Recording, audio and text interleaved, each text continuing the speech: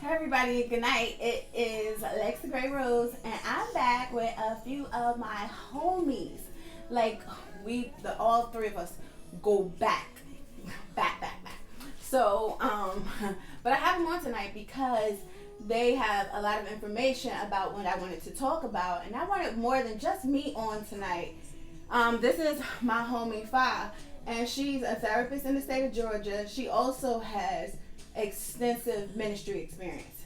And this is my homie Sula, and she has extensive ministry leadership positions experience. She was the bookkeeper at one time. She was the storekeeper at one time. She was the prophetess, church driver. She just had a bunch of different titles, praise and worship leader. Oh yeah, praise and worship leader, and responsibilities in the church. And I brought them here with us tonight, so we can discuss how church and religion can be responsible for you giving away your personal power. So, take me for an instance. For instance, anybody that knows me knows that I go hard for the people I love and the people I believe in. I don't necessarily fight for myself, but I fight for what I believe in, and I fight for what I think is going to help humanity. So when I joined certain organizations, I thought that my belief system and my vision with how the world was a better place would be aligned with what they presented to be to changing the world, like making the world a better place. And from my background, I had been in a couple of different things, but I would just want to hear what was your ideal when you got into ministry? What was it for you? A sense of belonging. I wanted to belong, like kind of like an extended family. I was broken. I was in a broken place. I had just got out of a relationship that I had been in for a couple years, and I felt the need I wanted to belong, and so that's what I was searching for. Okay, and what was it for you, Sula? For me, it was a sense of guidance that I needed, and I was searching for, in my youth. I joined ministry when I was 21. So I was looking for guidance, spiritual guidance. I wanted to live right. And what charged me about the ministry that I had come upon was the fact that they used to evangelize. They used to pray over people, praying over the souls. It really touched my heart because I'm about people, and I'm about, helping people and praying for people.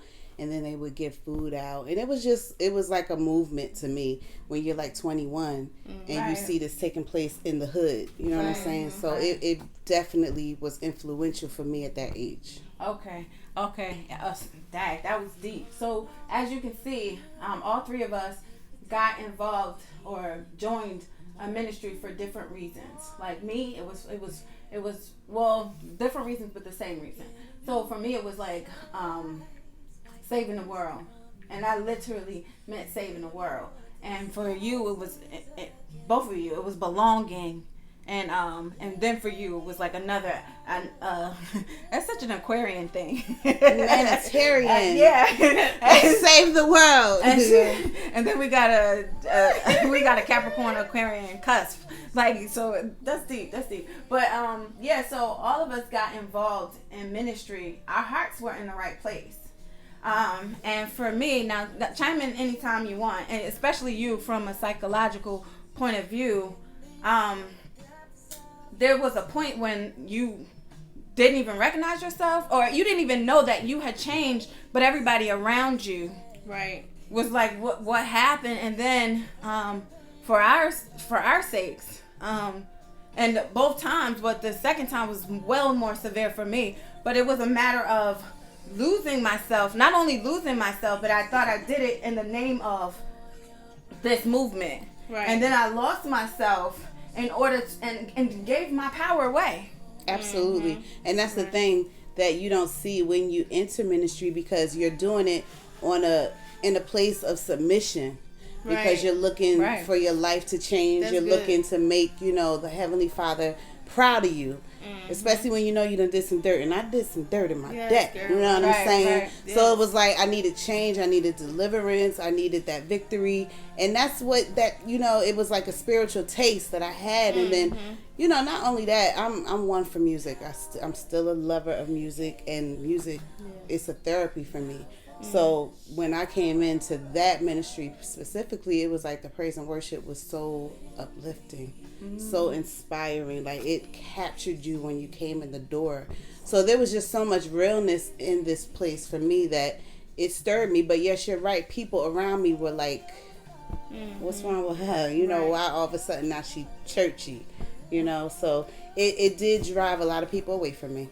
And with that, it's more than that. It's like you not only do you slowly lose yourself and turn into a different person, because sometimes that could be okay, but you become subservient to the cause and subservient to the leaders of the cause.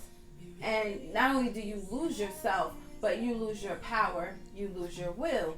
And this is going to be a 3-part series, so I want you guys to tune in for part 2, because we're going to dig in. We're going to dig in a little deeper to how that process of losing your power, and then we're going to hear from the therapist / minister with her take on it.